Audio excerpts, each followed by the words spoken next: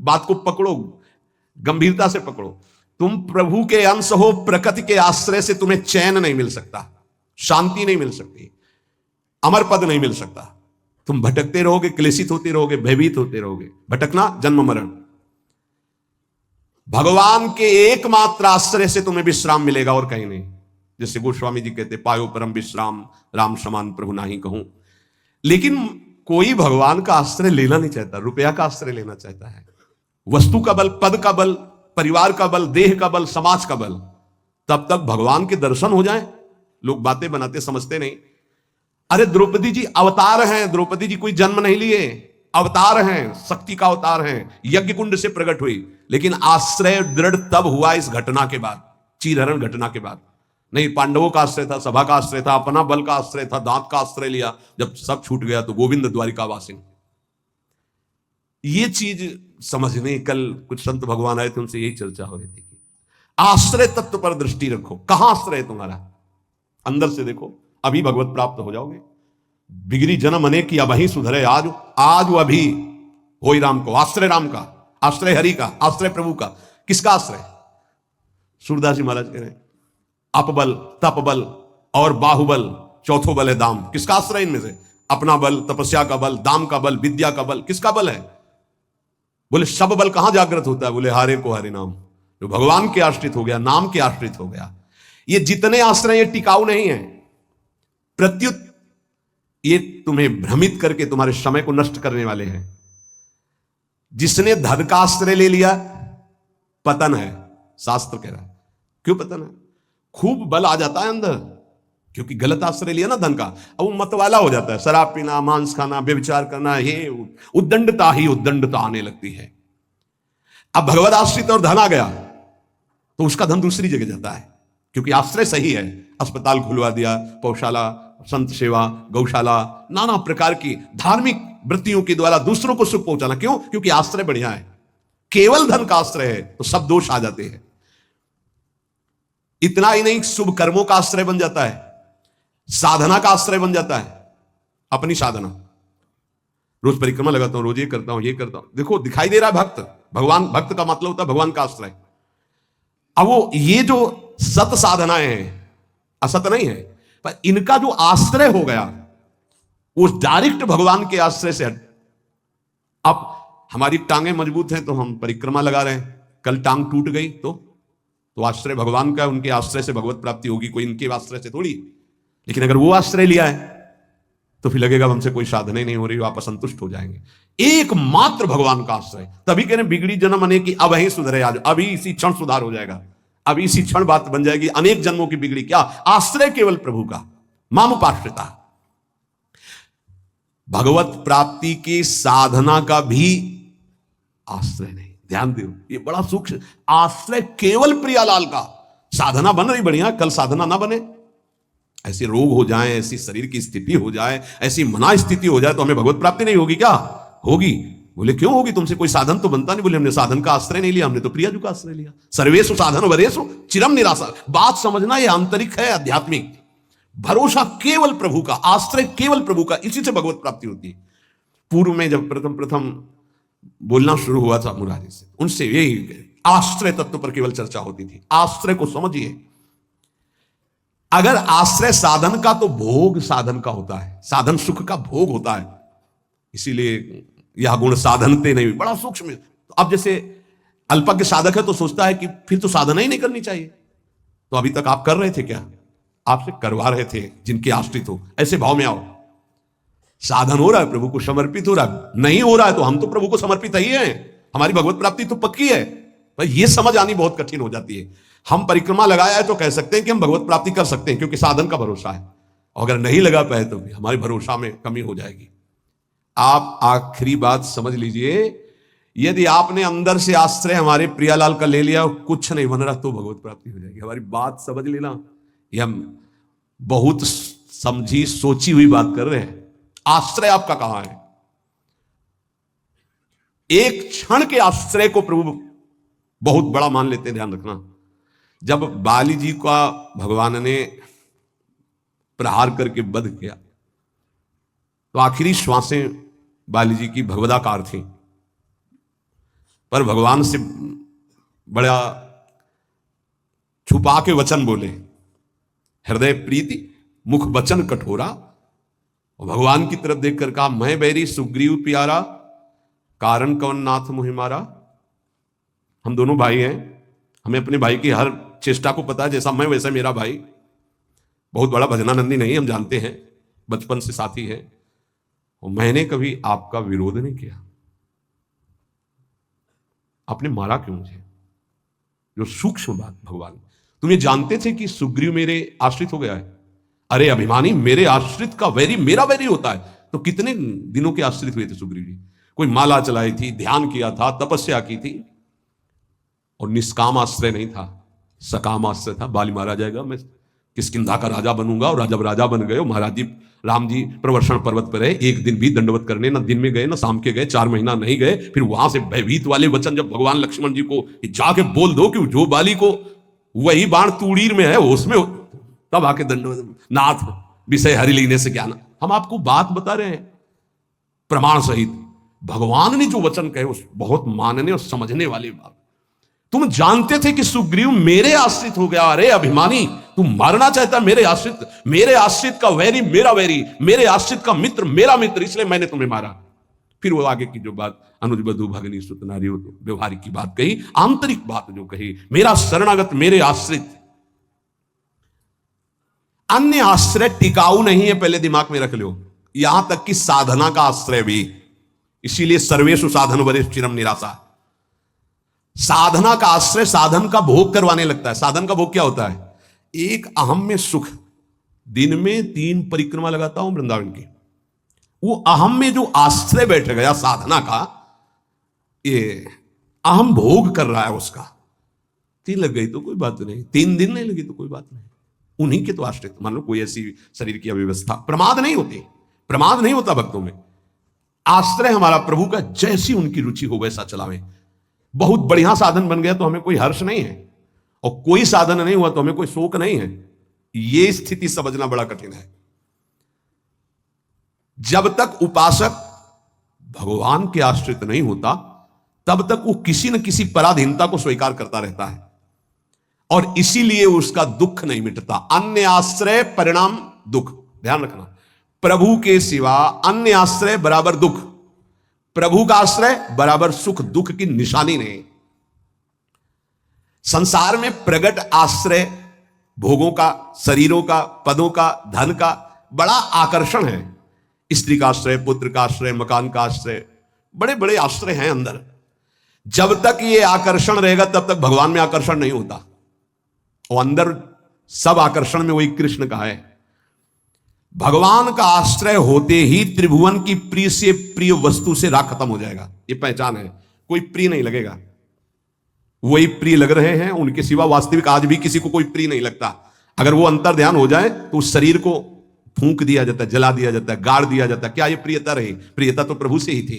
देखो, प्रगट में देखने वाले की दृष्टि में और वर्तमान की स्थिति में बड़ा अंतर हो सकता है। ऐसा नहीं है कि आप जो दृश्य देख रहे हो वो दृश्य वैसा ही हो। आपकी देखने की क्या शैली है? एक बार यही बात अकबर से जब कहा बीरबल ने कि देखी हुई बात गलत हो सकती है, अपना चिंतन जैसा होता है वैसे ही दृश्य दिखाई देता है, उसको भी समझना चाहिए, ना कि जो हमें दिखाई दे रहा है वही सत्य है। ऐसा कैसे हो सकता है? जब हम देख रहे हैं तो सत्य क्यों नहीं हो? तो उनका कभी ऐसा आपके सामने प्रश्न आवे तो बताना, फिर हम आपको उत्तर देंगे। एक दिन जो बादशाह की सैया लगाता था, उसके मन में आया कि जीवन व्यतीत होता जा रहा है फूलों की सैया लगाते हुए बादशाह के लिए, तो क्या 5 मिनट लेट के देखते हैं, बादशाह थोड़ी आ जाएगा इस समय। लेटा तो सोचा इनका जो चद्दर है इतना सुगंधित और मुलायम, जरा डाल के डाला और आंख मूंद के 5 मिनट आनंद लेते, सो गया। अब भैया कहाँ चारपाई में सोने वाला, कहाँ बादशाह की सैया में। और दरबार में उनको विलंब था, तो जो उनकी पत्नी थी वो वहां गई। आज महाराज बिना कुछ खाए पिए बात किए, हमें लगता कोई सीरियस मैटर रहा होगा, थकित होकर के सो गए। पार्श्व में वो सो गए। बादशाह आया तो देखा मेरी सैया में कोई पुरुष और हमारी पत्नी। तलवार खींची तो कहा, उसने कहा था बीरबल ने कि दृश्य झूठा हो सकता है। उसको बुला के कहते हैं एक दृश्य कहां से झूठा हो सकता है, मैं सत्य देख रहा हूं। बुलाया और कहा कि तुम कहते थे दृश्य झूठा हो सकता है, देखने वाले की क्षमता के अनुसार दृश्य दिखाई दे, मैं देख रहा हूं मेरी पत्नी किसी गैर पुरुष के साथ पड़ी हुई, ये झूठा है? बोले महाराज झूठा भी हो सकता है, झूठा ही है मैं ऐसा नहीं कहता, लेकिन झूठा भी हो सकता है। अब कौन पुरुष है हमें तो पता नहीं, लेकिन आप 2 मिनट खंभे की आड़ में रुकिए। रानी को जी, बोले आप किसके साथ सो रहे? बोले महाराज के साथ। बात नहीं की? बोले थके थे, सो रहे थे, इसलिए जगह नहीं, पार्श्व में सो गए। ठीक है आप जाइए, हम महाराज को जगा खिला रहे हैं क्योंकि भोजन नहीं पाया, इनको पवाना है। हाँ ठीक है। पर्दा हटाया तो वो फूल बिछा ले। वो तो घबरा रहा था एकदम, तो उन्होंने कहा मालिक जान बचा लो, मुझे ऐसा ऐसा आया इसलिए। नहीं तो किसके साथ? बोले हमारे साथ तो कोई नहीं था। बादशाह पर्दे की आड़ में सुन रहे। बोले चुपचाप भाग जा, अगर बादशाह जान गए तो मार भगा। बोले सरकार देखा दोनों निर्दोष थे, यदि आप मारते तो दोनों की हत्या आप कर सकते थे, लेकिन दोनों निर्दोष थे। हमारी दृष्टि प्राकृतिक दृश्यों का फाइनल नहीं कर सकती, फिर सच्चिदानंद का कैसे? तो हमें अपनी दृष्टि सुधारने, वीत राग, जिनका राग बीत गया है, अर्थात परम वैराग्यवान, भगवत लीला का रसास्वादन, इसलिए परम वैराग्यवान परमहंस शिरोमणि सुखदेव जी को श्रीमद् भागवत कथन का अधिकारी श्री भगवान व्यासदेव जी ने जान करके भागवत दी। जब कोई प्रभु से विमुख हो जाता है तो नाशवान पदार्थों में और शरीर में, ये नाशवान है, इसमें राग हो जाता है। अब ये राग उससे पापाचरण कराता रहता है, वो भगवान की लीलाओं को नहीं देख सकता। हमारा सच्चिदानंद प्रभु की प्राप्ति का पहले भूमिका समझ ले। जब कोई तीनों रागों से, 3 प्रकृति के गुण, 3 शरीरों की रचना, तीनों लोकों का वैभव, तीनों रागों से जो मुक्त हो जाता है वो भगवत प्राप्त होता है। भगवत प्राप्ति में भी बड़ा भेद है कई तरह का।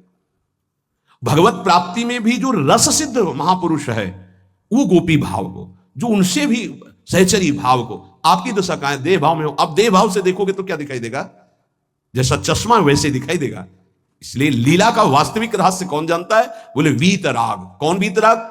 बोले जो परमात्मा से विमुख है उसका नाशवान प्रकृति के द्वारा रचे हुए वस्तु, व्यक्ति, स्थान, शरीरों में राग हो जाता है। वो राग जिसका नष्ट हो चुका है उसे कहते हैं वीत राग, परमहंस। ये राग कामना पैदा करता रहता है, रजोगुण से राग उत्पन्न होता है, और राग से अप्राप्त की प्राप्ति की चाह का नाम कामना है। मैं ये भोग लूं, जो सुना, जो पढ़ा, जो देखा वो भोग लूं, प्रकृति का कामना कहते हैं। कामना जहां उत्पन्न होती है तो प्रिय पदार्थों का भोग भोगने से लोभ होता है, प्रिय पदार्थों के भोगने में बाधा पड़ने पर क्रोध होता है। भगवान कह रहे हैं कि वीत राग भय क्रोधो मन मया मामुपाश्रिता। जिसका राग नष्ट हो चुका है और जिसका क्रोध नष्ट हो चुका है, क्रोध ही नहीं और भय नहीं है। भय, जब तक आप पापाचरण करेंगे तो बिना किसी भय के भी आपको भय लगता रहेगा। ध्यान रखना, हृदयों में देख लेना। अगर भय लग रहा है आपको, अव्यक्त भय, कहीं ऐसा ना हो जाए, कहीं ऐसा, आपका मन मलिन है और आपने पापाचरण किए हैं, वो आपको भयभीत करते रहेंगे। जो भगवत शरणागत निर्मल हृदय वाला होता है उसके अंदर निर्भयता आती है, निर्भय, निश्चिंत, निशोक। भगवान कह रहे हैं जो राग रहित है और भय रहित है। भय एक ही जगह आता है। अज्ञान जनित नाशवान शरीरों में राग, भोगों में राग, जिससे पापाचरण, तो ये शरीर न नष्ट हो जाए इस बात का भय बना रहता है, कहीं भोग सामग्री न छूट जाए इस बात का भय बना रहता है, और एक मन में अव्यक्त भय बना रहता है, वो पापाचरण का फल, वो एक कल्पनात्मक भय बना रहता है, भयावह, जिसे आजकल भाषा में डिप्रेशन कहते हैं। वो बेमतलब की बातें सोच सोच कर डरता रहेगा। लेकिन भजन, भगवद आश्रय, ये निर्भय करता है, भय नहीं रहता। जब हमारी कामनाओं की आपूर्ति होती है तो क्रोध आता है, लेकिन भक्त की अगर कहीं वो कामना वाला भी अभी है, आपूर्ति होती तो कृपा मनाता, बड़ी कृपा हुई, भले नहीं दिया, नहीं मेरा मन फंसा देता। पूर्ति हो गई तो बहुत दुलार है, बड़ी प्रभु की दुलार वृत्ति है, वो प्रभु की तरफ ही देखता है, पूर्ति में भी अपूर्ति में। इसलिए ना वो तो लोभ से बंध पाता है ना क्रोध से। वो तो महान पुरुष होते हैं जिनमें कोई कामना नहीं होती, लेकिन प्रायः कामना से ही भक्ति प्रारंभ होती है। जो हमारा अनिष्ट होने की आशंका बनी रहती है, ये अविद्या, अज्ञान, नाशवान पदार्थ, नाशवान शरीर की प्रियता के कारण, तो भय, क्रोध, लोभ, ममता, ये सबका मूल जो है कामना है, काम है। इसी से दोषों की उत्पत्ति होती है। जब तक ये काम है तब तक भगवान की लीलाओं को तुम कैसे जान सकते हो? कैसे जान सकते हो? जब तक तुम्हारे शरीर से काम क्रीड़ा होती है, तुम्हारे अंदर मन में कामनाएं प्रकट होती हैं, तब तक तुम भगवान के चरित्रों का रहस्य नहीं जान सकते। क्योंकि भगवान कह रहे मेरे जो चरित्रों को, मेरे कर्म को, जन्म को दिव्य जान जाता है, उसका पुनर्जन्म नहीं होता, तो कौन जान जाता है? तो बोले वीत राग भय क्रोधाहा, जिनका राग नष्ट हो चुका है, जो निर्भय हो चुके हैं, जिनके हृदय में क्रोध नहीं है। और भगवान कह रहे मनमया मामुपाश्रिता, मनमयाहा, जो मुझ में तल्लीन है, रात दिन नाम जप कर रहे भगवत ध्यान में, मामुपाश्रिता, मेरे ही आश्रित है, मेरा ही चिंतन, मेरा ही आश्रय, अंदर से किसी से कोई राग नहीं है, किसी भी भोग की भोगने की इच्छा नहीं है, उस इच्छा की जब वृत्ति नहीं तो क्रोध और लोभ की संभावना ही नहीं, और जब इच्छा ही नहीं तो पापाचरण नहीं तो भय नहीं हो, भय केवल पापाचरण से होता है। निर्विकार हृदय कूटस्थ स्वामी थे, हिमालय में भ्रमण कर रहे थे, एक शेर की गर्जना हुई, घुर्राता हुआ सामने आया तो छड़ी लिए हुए थे पूज्य पादुड़िया बाबा का, ऐसे छड़ी लगा खड़े हो गए, बोले यार सुन, तेरा आहार अगर ये निश्चित हो चुका है तो तू गुर्रा मत इसे खा ले, अगर आहार नहीं निश्चित हुआ है तो तू जा। वो चला गया। कितने निर्भय कि सिंह के सामने भी एकदम ऐसे, क्यों? क्योंकि वीतराग है, शरीर से राग नष्ट हो चुका है। श्री भगवान कह रहे कि मामुपाश्रिता, देखो बहुत सुंदर बात कह रहे, ध्यान देना। अपने लोगों का स्वभाव है बिना आश्रय के जी नहीं सकते, किसी न किसी का आश्रय, शरीर का आश्रय, रुपए का आश्रय, विपरीत शरीर का आश्रय, पद का आश्रय, विविध भोगों का आश्रय, नशा आदि का आश्रय, बिना आश्रय की जी नहीं सकता। आप ये समझ लो, ऐसी मान्यता हो चुकी है। और आश्रय अगर ये सब छोड़ दे तो अमर हो जाए, उसको लगता है मैं मर जाऊंगा बिना इसके, वो अमर हो जाए, यही माया का भ्रम है। किसी न किसी का आश्रय लिए रहता है, कभी भी वो आश्रय टिकाऊ नहीं है। ध्यान देकर देखिए क्या टिकाऊ है? मनुष्य शरीर टिकाऊ है? नहीं। Bank balance? नहीं। कोई पदार्थ पदवी? नहीं। बहुत ध्यान देने योग्य बात है, परमात्मा के अंश तुम्हारे अंदर जो एक आश्रय लेने की वृत्ति प्रकट हुई है प्रकृति से, यही बंधन है। और इस बंधन को तुम तभी छुड़ा सकते हो जब प्रकृति को जिसने रचा उसका आश्रय ले लो, परमात्मा का, प्रभु का।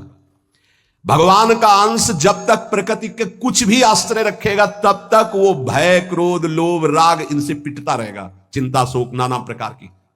वीत राग, बहुत सुंदर बात है, लीला का निर्विकार स्वरूप अनुभव। देखो, अगर गोपी प्रेम में तनिक भी कोई ऐसी बात होती तो परमहंस श्री सुखदेव जी, जो लौटकर अपने पिता का मुख नहीं देखा, जब पुकार रहे थे, माता को तो देखा ही नहीं, वो भला ऐसे विलास को कभी गा सकते थे?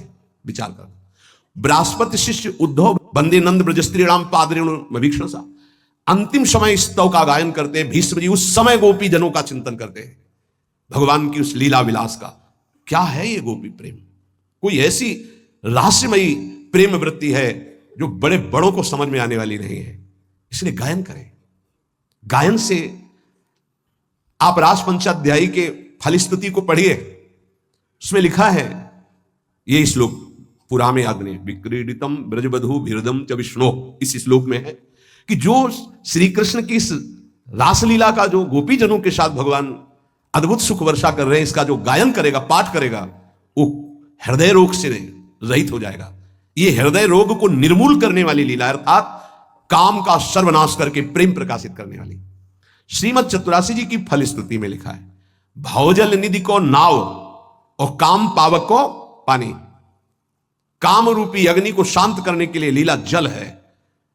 चतुरासी जी का गायन निष्काम करके प्रेम प्रकट करता है। यहां प्रार्थना है, अर्थ की तरफ दृष्टि मत ले जाना। अगर अर्थ कभी आप पढ़ भी ले तो उसको चिंतन में मत आओ, उसको छोड़ दो। जब तक आपकी भाव दशा ठीक नहीं, अभी आपके अंदर काम आता है, आपके अंदर नाना प्रकार की वासनाएं हैं, आप नहीं समझ पाएंगे। आप उसे प्राकृतिक भाव से अगर देखेंगे तो बात ठीक नहीं, क्योंकि प्रिया प्रीतम सच्चिदानंद में आपकी बुद्धि प्राकृतिक भाव सच्चिदानंद पर आरोपित करना, फिर वो बिगड़ जाएगा। इसलिए यहां प्रार्थना करते हैं, नवनिवृत्त निकुंज के पदों का गायन, चिंतन भागवत गीता जी के सिद्धांतों का, देह राग को शिथिल करके फिर चिंतन जो प्रकट होता है वो आंसुओं से भींगे हुए कपोल वाला होता है। गदगद सुर नयना सजल दंपति रस रहे भीन। इसलिए उपासक को चाहिए कि जब तक देह भाव शिथिल ना हो जाए तब तक ऐसे ऐसे श्लोक रस भरे हैं जिनको आप बिल्कुल नहीं समझ सकते। इसलिए भगवान की अवतार लीला, भगवान के उपदेश देखो, शास्त्रों में हमने पाया कि जब अपने शिष्यों को उपदेश गुरुदेव करते हैं तो उनसे कहते हैं कि देखो भाई, मेरे उपदेश से जो मेरा आचरण न मिलता उसे कभी स्वीकार मत करना। मेरे उपदेश से जो मेरा आचरण या शास्त्र की आज्ञा से जो मेरा आचरण न मिलता हो उसे कभी अनुकरण मत करना। क्यों? क्योंकि तुम्हारी स्थिति नहीं है, तुम अनुकरण करोगे परास्त हो जाओगे। मेरा जो तुम्हारे लिए उपदेश है, शास्त्र की जो आज्ञा है, उसके अनुसार चलना। आप सोचो, जगत गुरु भगवान श्री कृष्ण की लीला का कोई अनुकरण कर सके? जैसे रास लीला का नहीं कि भगवान इतनी गोपियों के साथ नृत्य कर रहे, भगवान के इस दिव्य प्रेम विलास को तुम रास किसको संबोधन कर रहे? बोले रास रचा के आ रहा है। घोर अपराध भरे शब्द बोल रहे हो। भगवान रास जो कर रहे हैं वो आत्म स्वरूप का विलास है, वो किसी व्यक्ति या स्त्री पुरुष का नहीं है। भगवान ने जो कुछ लीलाएं ऐसी की जिनका अनुकरण स्वाभाविक करके हम प्रेम मगन हो सकते हैं। कुछ लीलाएं हैं जिनका गायन करके प्रेम में मगन हो सकते हैं। कुछ लीलाएं हैं कि पढ़ सुन करके हम गर्वित हो सकते हैं, मेरे प्रभु ऐसे। तो रास लीला के पहले भगवान की जैसे लीला एक आती है गोवर्धन लीला, फिर रास लीला। चलो रास लीला तुम करने के अनुकरण करने की बात करते, चलो गोवर्धन लीला करो। नहीं, भगवान जो लीला करते हैं उनका अनुकरण करो, गोवर्धन लीला करो। अब भी 21 किलोमीटर के महाराज हैं गिरिराज जी। श्री कृष्ण चंद्रजू जो लीला कर रहे हैं वो गायन करनी है, अनुकरण करने की सामर्थ्य किसमें है? किसमें है? भगवान शंकर ने हलाहल जहर निकला समुद्र मंथन से, यहां रोक लिया, तुम एक कुल्ला पानी रोक के दिखाओ, पानी, और हलाहल जहर रोक लिया। तो सामर्थ्यवान महापुरुषों का आचरण वही अनुकरणीय है जो शास्त्र सम्मत है, जिनका वो आदेश कर रहे हैं कि आप ऐसा कीजिए। हर बात अनुकरणीय नहीं है, क्योंकि वो किस दशा में किस स्थिति में है। इसीलिए यहां भगवान कह रहे मेरे जन्म कर्म की दिव्यता को कौन जानेगा, और जो जानेगा उसका पुनर्जन्म नहीं होगा। तो बोले वीत राग, जिसका राग नष्ट हो चुका है,